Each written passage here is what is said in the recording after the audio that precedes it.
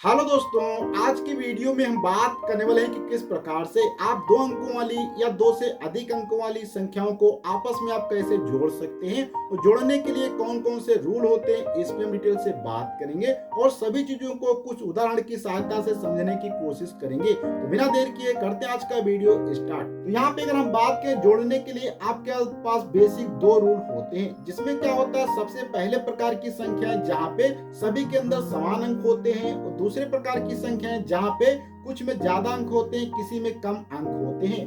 तो यहाँ पे हम सबसे पहले लिख देते हैं कि समान अंकों वाली संख्या। क्या लिखेंगे? समान अंकों वाली संख्या। ठीक, क्या लिखेंगे?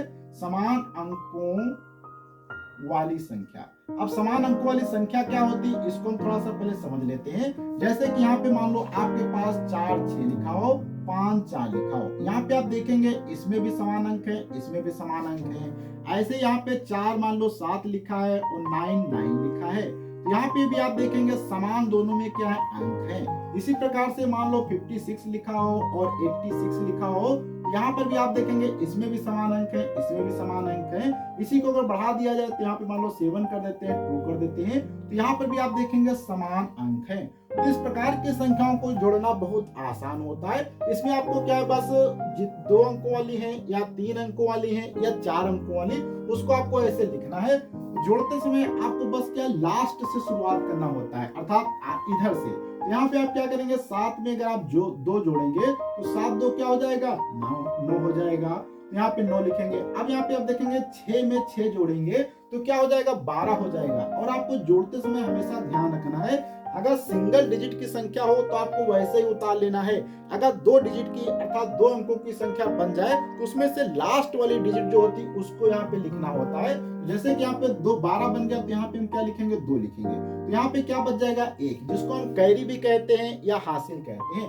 अब इसके बाद 8 5 आप जोड़ेंगे, क्या हो जाएगा, 13 हो जाएगा। 13 में आप क्या करेंगे, सॉरी 8 में 5 जोड़ेंगे, क्या हो जाएगा, 13 हो जाएगा। और यहाँ पे 1 बचा था, इसको जोड़ देंगे तो क्या हो जाएगा, 14। अर्थात यहाँ पे क्या हो जाएगा, ये 14 आ जाएगा। इस प्रकार से यहाँ पे बन जाता है। और ध्यान रखना है, जब लास्ट में और आगे कोई प्रोसेस ना बचे तो आपको ये चाहे 2 डिजिट की संख्या बने चाहे 1 डिजिट की बने, तो आपको हमेशा पूरी संख्या लिखनी होगी।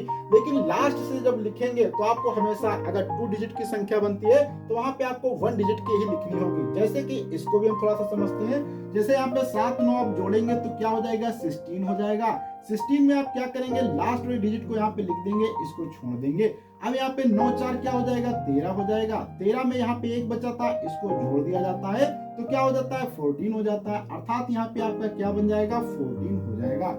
ऐसे यहाँ पे आते हैं तो 6 में जोड़ेंगे 4 तो क्या होगा, 10 हो जाएगा। 10 में से 0 को यहाँ पे लिख देंगे, 1 बच जाएगा। 5 4 क्या हो जाएगा, 9 हो जाएगा। 9 में हम क्या करेंगे, 1 जोड़ देंगे, यहाँ पे क्या 10 हो जाएगा। अर्थात यहाँ पे 100 आ जाएगा।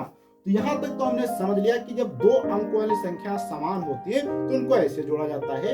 अब यहाँ पे आप देख सकते हैं मैंने केवल 2 ही संख्याएं ली थी। अगर आप 2 से अधिक संख्या लेना चाहते हैं तो ले सकते हैं। जैसे कि यहाँ पे मान लो आपके पास लिखा हो 12 हो, 13 हो, 12 है, या कुछ अलग अलग लिख देते हैं, 12 है, 27 है और यहाँ पे 35 है। अलग अलग मैंने संख्या लिख दी। अब इसको जोड़ना है तो ये भी बहुत आसान तरीके से जोड़ा जाता है। अब यहाँ पे आपको क्या करना है, ऊपर से सभी पहले लास्ट की संख्या जोड़ते चले जाओ। देखो 2 में 7 जोड़ेंगे, क्या हो जाएगा, 9 हो जाएगा। 9 में 5 जोड़ेंगे, कितना हो जाएगा, 14 हो जाएगा। यहाँ पे आपको क्या करना होगा, सबसे पहले 14 लिख देना है।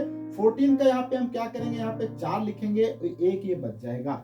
अब इधर आएंगे, 1 में 2 जोड़ेंगे, 3 होगा। 3 में 3 जोड़ेंगे, 6 हो जाएगा।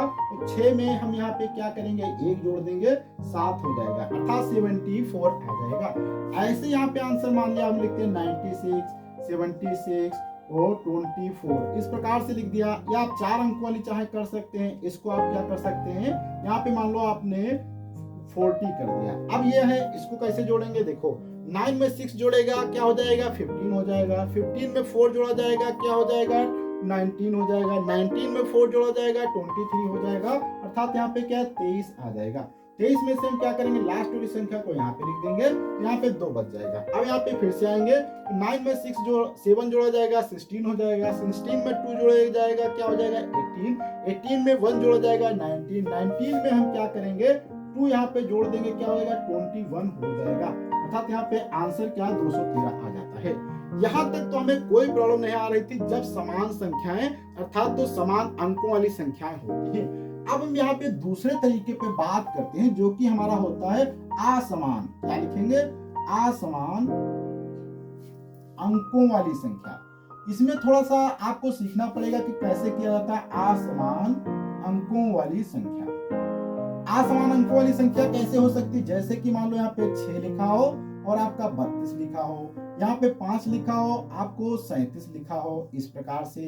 ऐसे ही मान लो यहाँ पे आपके पास लिखा हो 36 लिखा हो, 524 लिखा हो, या मान लो यहाँ पे आपके पास 38 लिखा हो और यहाँ पे 86 और यहाँ पे इस प्रकार से लिखा हो, इस प्रकार से। तो इस प्रकार की जो संख्याएं होती है यहाँ पे आप देखेंगे असमान है। जैसे कि यहाँ पे पहले वाले में क्या था? 1 अंक था, तो दूसरे वाले में क्या है? 2 अंक है। इसी प्रकार से यहाँ पे देखेंगे इसमें पहला अंक है तो इसमें दूसरा अंक है, 2 अंक है। ऐसे यहाँ पे 2 अंक है, इसमें 3 अंक है, इसमें 3 है, इसमें 4 है। तो इन्हें क्या कहा जाता है? असमान अंक कहा जाता है। तो यहाँ पे आपको क्या हो जाएगा? देखो जोड़ते समय अब यहाँ पे आपको 2 तरीके हैं। इस क्वेश्चन को अगर ऐसे लिखा है तो ऐसे जोड़ेंगे, अगर यहाँ पे इस क्वेश्चन को ऐसे लिखा जाएगा तो इसको ऐसे लिखेंगे। अब इसको थोड़ा सा समझते हैं कि ये नीचे 5 क्यों आएगा, इस 7 के पास क्यों रहेगा, हमेशा क्यों नहीं है यहाँ पे आ जाता है। क्योंकि यहाँ पे अगर हम बात करें तो ये वंश अर्थात इसकी डिजिट क्या है? वंश। तो इसका स्थान अगर प्लेस वैल्यू की बात करें तो इसकी वंश है, इसमें वंश वाला कौन सा पार्ट है? 7। तो वंश वाले जो भी अंक होते हैं वो वंश के पास में आएंगे, 10th वाले अंक जो होंगे वो 10th के पास में आएंगे, 100 वाले अंक जो 100 अंक के पास आएंगे। अर्थात प्लेस वैल्यू थोड़ा सा आपको समझ में आनी चाहिए। और प्लेस वैल्यू के ऊपर मैंने ऑलरेडी वीडियो बना दिया है जो कि आप हमारे चैनल पर जाकर देख सकते हैं। तो यहाँ पे आप देख सकते हैं, चाहे आप ऐसे लिखें ऐसे लिखें, इससे कोई फर्क नहीं पड़ता है। तो ऐसे लिखेंगे तो यहाँ पे आप सपोज करते हैं यहाँ पे 0 है, ऐसे लिखा है तो आप यहाँ पे मान सकते हैं यहाँ पे 0 होगा। अब यहाँ देखो 5 7 कितना हो जाएगा? 12 हो जाएगा। तो 12 के यहाँ पे क्या लिखेंगे? 12 से 2 यहाँ पे चला जाएगा, 1 बच जाएगा। 3 में 0 जुड़ेगा, 3 हो जाएगा, और 3 में 1 जोड़ देंगे, क्या हो जाएगा? 4 हो जाएगा। ऐसे यहाँ पे आएंगे तो यहाँ पे 0 मान सकते हैं, 6 2 क्या हो जाएगा? 8। 3 में 0 जुड़ेगा, 3 हो जाएगा। ऐसे यहाँ पे आ जाते हैं। ये प्लस के सभी क्वेश्चन थे। अब यहाँ पे आते हैं, इसमें भी सेम क्या है? 7 में 5 जुड़ेगा, 12 हो जाएगा। तो 12 के यहाँ पे 2 लिखेंगे, 1 कैरी बच जाएगा, और इसको यहाँ पे 7 3 और 3 1 क्या हो जाएगा? 4 42 आ जाएगा। अब यहाँ पे आते हैं, इस वाले क्वेश्चन में आपको यहाँ पे क्या है? इसको 0 मान लो। जितने अंक इसमें बचे हैं हमेशा उसको 0 कर लो। अर्थात बड़ी वाली संख्या पहले लिखो, उसके बाद छोटी वाली संख्याओं को लास्ट से लिखना चालू करो। जैसे कि देखो बड़ी संख्या यहाँ पे लिख दिया है, तो लास्ट की संख्या 6 3, ऐसे यहाँ पे ये है। आप चाहे तो बड़ी संख्या अगर ऊपर लिखते हैं, जैसे कि 45 आप लिखते हैं और 6 7 लिखते हैं, यहाँ पे आप क्या करेंगे? छोटी वाली संख्या लास्ट में लिखेंगे, जैसे 6 8 3। जो बचेगा इनको 0 से भर के बराबर कर देंगे। ये तरीका होता है। अब यहाँ पे देखो जोड़ना है, तो 8 7 कितना हो जाएगा? 7 6 कितना हो जाएगा? 13 हो जाएगा। 13 का यहाँ पे हम क्या करेंगे? 3 लिख देंगे, 1 बच जाएगा। 8 6 कितना हो जाएगा? 14 हो जाएगा। 14 में 1 जोड़ दिया जाएगा, 15 हो जाएगा। 15 का यहाँ पे 5 लिख दिया जाएगा। 5 3 क्या होगा? 8 होगा। 8 में 1 जोड़ दिया जाएगा, 9 हो जाएगा। 9 को यहाँ पे उतार लिया जाएगा। 4 में 0 जुड़ेगा, 0 4 आ जाएगा, और 4 यहाँ पे उतार दिया जाएगा। ये आंसर आ जाता है। ऐसे यहाँ पे क्वेश्चन में आते हैं, तो यहाँ पे क्या हो? 6 में 4 जुड़ेगा, 10 हो जाएगा। 10 का यहाँ पे 0 लिख दिया जाएगा, 3 2 5 हो जाएगा, और 5 में क्या 1 जोड़ दिया जाएगा, 6 हो जाएगा, और 5 में 0 जुड़ेगा, 5 हो जाएगा।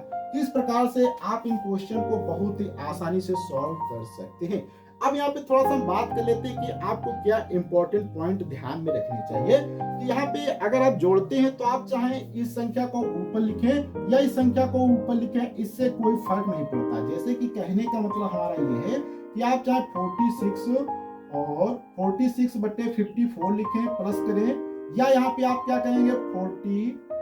54 प्लस 46 करेंगे। ऐसे यहाँ से कोई फर्क नहीं पड़ेगा, सेम आंसर आएगा।